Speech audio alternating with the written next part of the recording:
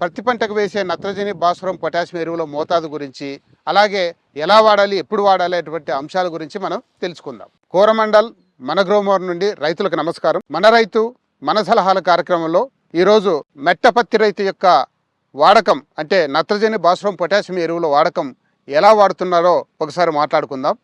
సాధారణంగా ఒక ఎకరా పత్తి పంటకు 48 కేజీల నత్రజని, 24 కేజీల భాస్వరం, 24 కేజీల పొటాష్ వాడాలి.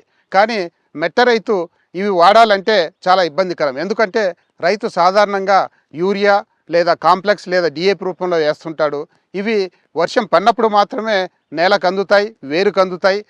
అలాంటి పరిస్థితుల్లో రైతు తగినంత మోతాదులో కరెక్ట్ టైంలో ఇవ్వాలంటే చాలా పెద్ద సమస్య. కాబట్టి రైతులకు ఒక మంచి సలహా ఏమిటంటే, సరైన టైంలో నత్రజని, భాస్వరం, పొటాషియం అందించాలంటే పైరుపైన పిచికారి చేసే నీటిలో కరిగే ఎరువులు ఇప్పుడు లభ్యమవుతున్నాయి. కాబట్టి రైతులందరూ